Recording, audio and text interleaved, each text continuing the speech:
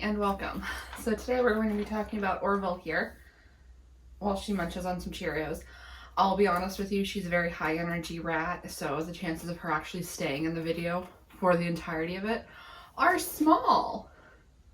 I have Cheerios to bribe her, and she's already bored with them. Where are you going? Yeah, maybe?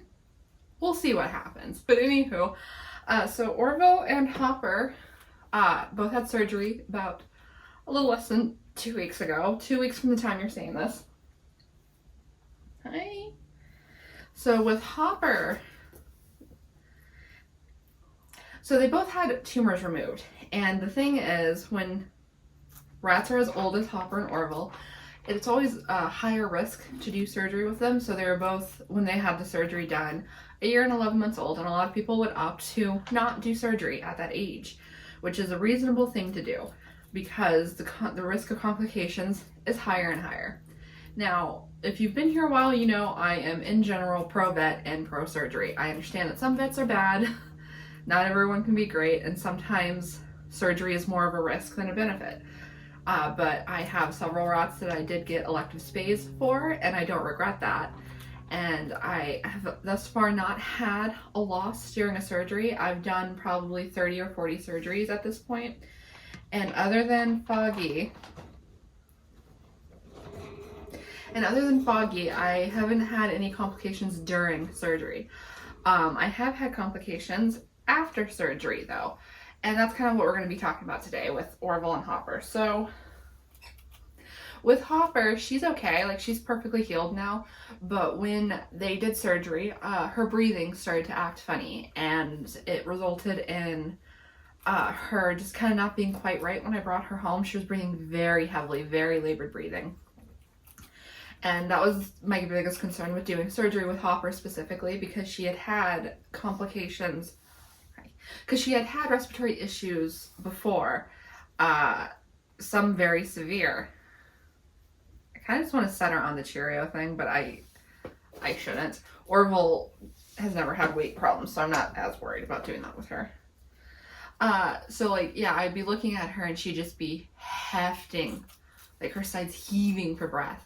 And so I opted to ultimately put her on some antibiotics because I felt like she was not going to get better on her own, and in fact she could decline very quickly.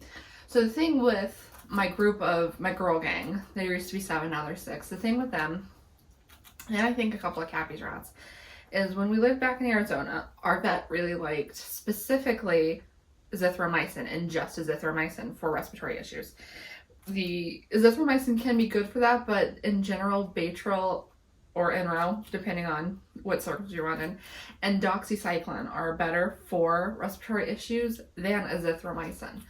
And since he would just do azithro, I feel like it caused more damage to my rats than good, because it didn't help the respiratory issues. At best, it alleviated them. And I think when we moved, it kind of activated a lot of the underlying problems they had. So my girl gang has a lot of issues. Orville and Honey are the only ones who are kind of fine, and Bug was too until her nasal tumor. But Hopper, Lauren, and Hex have very consistent respiratory issues, and Fifey did too, but Fifey's doing better. So I had that in my head when I took her in, and while they were doing surgery, her respiratory started acting up, and they were happy that they weren't going to do anything like a spay. I just got the tumors removed because they're so old. The vet did want me to spay them at first, but I just didn't feel comfortable doing it. And I'm glad I didn't, because Hopper had a lot of issues. And she's doing much better now. Her breathing's almost completely back to normal, or as normal as it's going to get. Again, they have some long-term side effects from everything that has happened. I'm going to stop with the Cheerios soon, babe. I'm going to make her fat. She's never been fat. This video is going to make her fat. Now on to Orville. So Orby here, she also had a tumor. Hers was a lot smaller than Hopper's. I opted to remove Hopper's because it was growing very fast, and I knew that within a couple of weeks my options were going to be very limited if I didn't get it removed. And with Orville, hers was very small, but my vet is an hour and a half away. So I decided to go ahead and get her taken care of. And if I changed my mind and decided to get it removed, it would be a whole nother trip. So I opted to just have her have her tumor removed, hi baby, while I was out there. Now the thing with Orville is that she also has an issue with abscesses across her stomach. If you've been here a bit, you've heard me say this before, because Orvie, I guess a few more Cheerios, a few more. Because Orvie, my little sweet Orv, for like a little less than a year, has just, they pop up, I take care of them. Sometimes they go away for several months, sometimes they come back. They hadn't come back for a while, but she still had these swollen bits on her abdomen that I was concerned about. So the vet took a look and discovered that it was actually not abscesses this time, but that her glands, rats have glands, both males and females, on either side of their urethra, and they had swollen up. So I'm not entirely sure what it was. It might have been impaction, it might have just been inflammation, whatever the cause, her glands were clogged up basically. So the vet decided to flush them, which basically means that she took a needle and she stuck them into either of Orvie's glands and rinsed them out with a solution and flushed all the bad stuff out. So the problem is that they thought this was the issue all along. It wasn't actually abscesses, or at least it was hinted at very strongly, because when I talked about the abscesses, they kind of dismissed them like it wasn't really a problem. But I know abscesses, and Orville absolutely had abscesses all across her middle for months. And I had gotten them under control a few months ago before the swelling started, and what I thought were more abscesses turned out to be the glands. Vets tend to trust what they can see more than owners, which I understand the impulse, but at the same time, I knew it was abscesses. Unfortunately, I don't have a really good relationship with this vet yet. They're fine, and I'm fine, obviously. Like, we're cordial to each other and stuff, but they don't quite trust me as much as my old vet did. With my old vet, I could pop in and be like, this is what's going on. They're like, okay, I trust you, and give me the medicine I needed, which was awesome. Now, not all owners are going to be as well versed in rats as I am. I do a lot of research. I've had rats a long time. I retain knowledge about them very easily. If something weird is happening with one of my friends' rats or one of my Instagram friends' rats, I just retain that knowledge because I obviously love rats a lot. Not every owner is going to be like that. So I understand why vets don't always immediately trust me, but it can be frustrating. So with Orville, they flushed out her glands, and because she has issues with abscesses, what happened was essentially flushing out the glands left an open wound on either side of her, urethra. No, you're done. No more. If you want to crawl down there and find them, you can. Yeah. And because she had issues with abscesses, this caused the area to abscess. So basically, for the first week, she looked fine. For the first 5 days, in fact, she looked absolutely fine. And then on day 6, I noticed she had 2 little scabs on either side, and obviously she had been poked with a needle, so I thought that was what it was. So basically, they flushed her glands out, packed them with medicine, and then put her on antibiotics to boot. So I just thought that I was seeing the healing process because she was swollen down there for a bit because they kind of had to manhandle her, and feeling sore, babe? So I thought that was just what I was seeing was just the healing process, but it turns out actually that her glands had abscessed. So a few days after that, 9 days post-op, I was giving her morning antibiotics, and I took her out to check her over, make sure she was doing good. The tumor came off super easy, by the way. Both her and Hopper tumor-free at the moment. But I took her out to check her area because I'd been keeping an eye on it to see if anything popped up.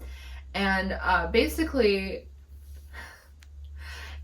as I said, it had abscessed, and because of everything that had been done to it and her issue with abscesses, left a lot of room for the abscess to develop.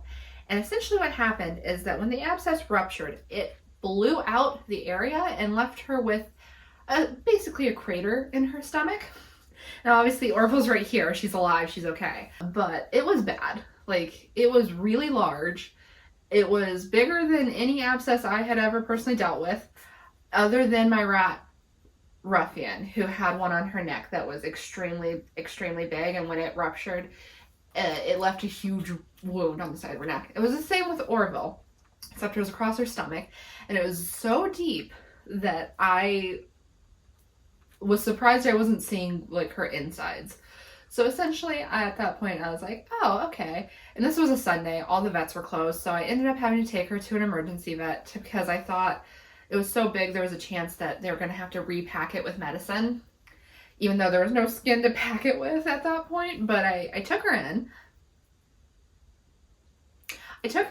And they told me that the best thing was to leave it open, but they put her on more pain medications. And they told me to keep an eye on it, and if by Friday when her pain medications were supposed to... By Friday when her antibiotics were supposed to run out, if it still looked bad, to get in contact with my vet and put her on more antibiotics.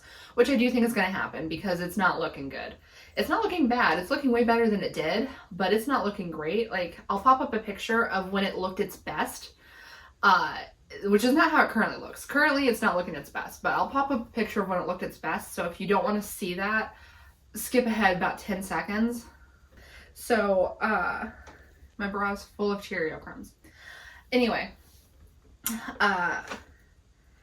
so once I brought her home, they also told me to keep it clean, basically, with betadine.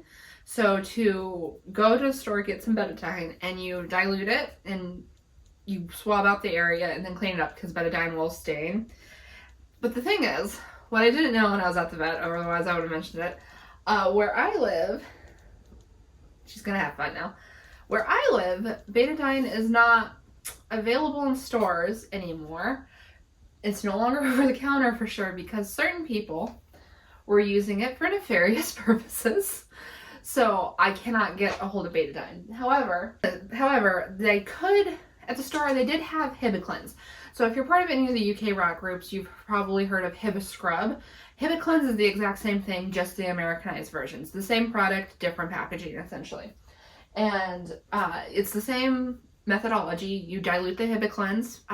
I've seen 10 parts water to 1 part Hibiclens, or 12 parts water to 1 part Hibiclens. Either one works. So I've been using that to kind of keep her wound cleaned out and sterile while it drains, because they told me the best thing was to keep it open so it could drain.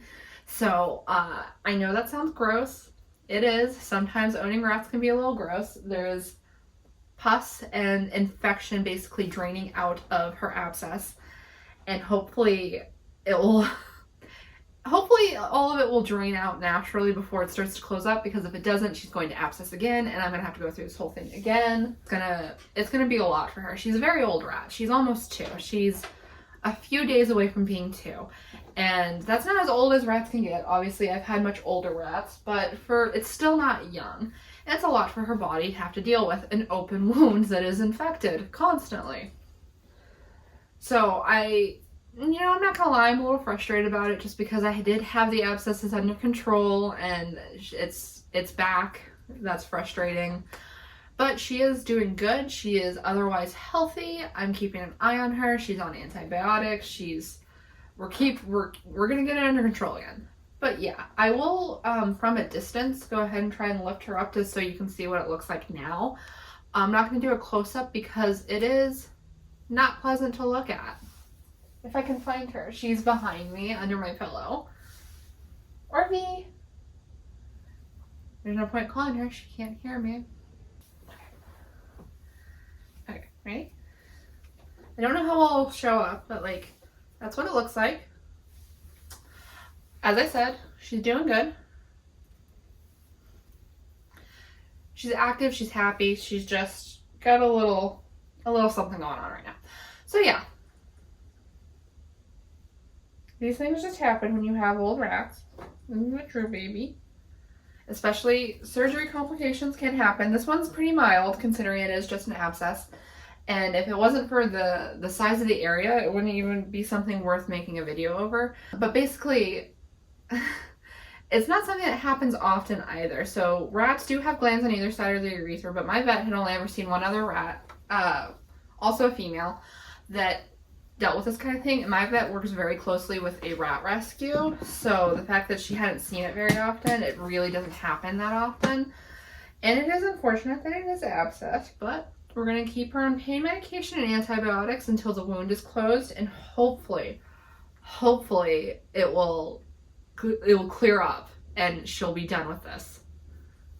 But yeah, I hope you enjoyed that video. If you did, you know what to do. All the fun stuff down below. And I'll see you in the next one. Goodbye!